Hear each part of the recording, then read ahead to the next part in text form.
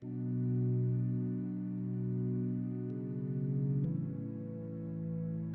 l'Évangile de Jésus-Christ selon saint Luc, chapitre 23, versets 35 à 43.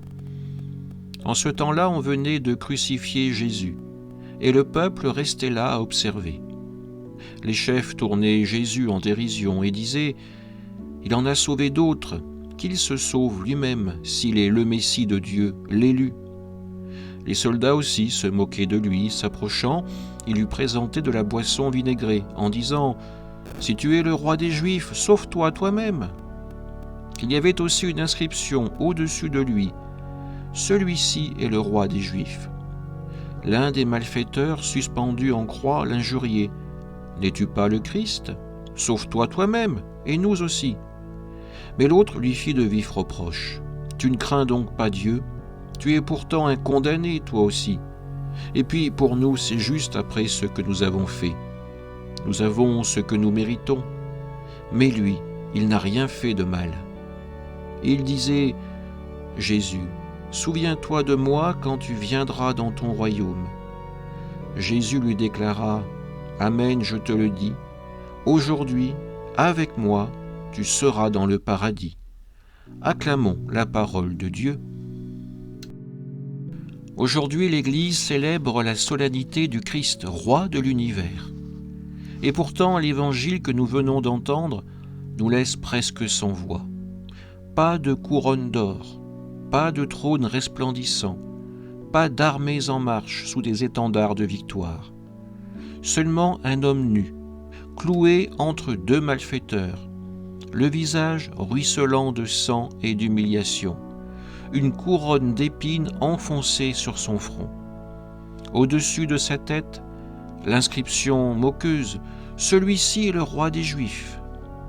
Tout le monde rit, tout le monde crie. Les chefs des prêtres, qu'il se sauve lui-même s'il est le Messie, l'élu de Dieu. Les soldats, si tu es le roi des Juifs, sauve-toi toi-même. Jusqu'à l'un des bandits crucifiés avec lui, sauve-toi et nous aussi. Tous ont la même idée de la royauté. Un vrai roi descend de la croix. Un vrai roi terrasse ses ennemis. Un vrai roi impose sa force. Un roi commence par se sauver lui-même. Et c'est là que tout bascule. L'autre malfaiteur, celui qu'on appellera le bon larron, tourne la tête vers le même supplicié. Il voit lui aussi le sang, la nudité, le silence. Mais il voit autre chose. Il voit un innocent qui ne maudit pas. Il voit un homme qui prie pour ceux qui le tuent. Il voit, au cœur de l'abaissement le plus total, une royauté que nul palais n'a jamais connue, jamais hébergée. Et dans un éclair de foi, il prononce la phrase peut-être la plus belle de l'Évangile « Jésus, souviens-toi de moi quand tu viendras dans ton royaume. » Cet homme ne dit pas « quand tu descendras de la croix », il dit « quand tu viendras dans ton royaume ». Il a compris, lui seul, le secret que les autres refusent de voir. Le trône de ce roi, c'est la croix. Sa couronne, ce sont les épines. Sa victoire, c'est le pardon qu'il offre à ceux qui le clouent. Et la réponse tombe immédiate, bouleversante. « Amen, je te le dis, aujourd'hui, avec moi, tu seras dans le paradis. » Ce mot, aujourd'hui, est le cœur de la fête que nous célébrons. Le royaume du Christ n'attend pas une victoire future qui ferait enfin taire les moqueurs. Il est déjà là, présent sur la croix.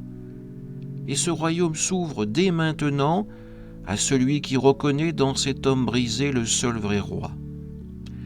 15 siècles plus tard, un évêque anglais a contemplé la même croix et a fait le même choix. En 1535, Henri VIII exigeait qu'on lui prête serment, qu'on lui dise « Tu es le chef suprême de l'Église en Angleterre ». Autrement dit, tu es roi sur toutes les âmes de ce royaume. Cet évêque, Saint Jean Fischer, a refusé.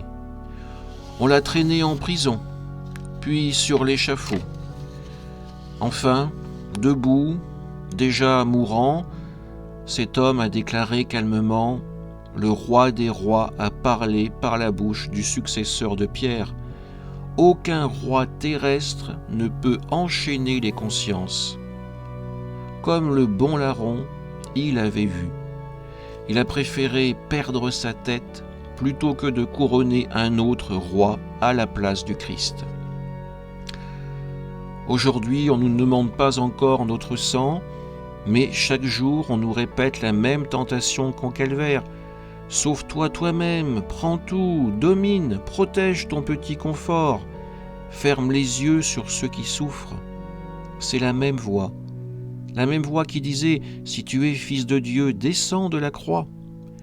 Et le Christ, du haut de son trône en bois, nous regarde. Il ne descend pas, il nous pose simplement la question qui décide de tout. « Et toi, qui dis-tu que je suis ?» Frères et sœurs, la fête du Christ roi n'est pas un triomphe apparent. C'est une invitation à monter nous aussi sur la croix avec lui, à choisir, comme le bon larron, comme saint Jean Fischer, de placer toute notre vie sous la royauté de celui qui n'a pas voulu descendre pour pouvoir nous y attirer avec lui, pour voir avec lui vivre le miracle de la résurrection. Alors en ce jour, tournons-nous vers ce roi crucifié, couronné d'épines, vêtu de sang, et disons-lui du fond du cœur « Jésus, souviens-toi de moi quand tu viendras dans ton royaume. » Il nous répondra aujourd'hui même « Avec moi, tu seras dans le paradis. » Amen.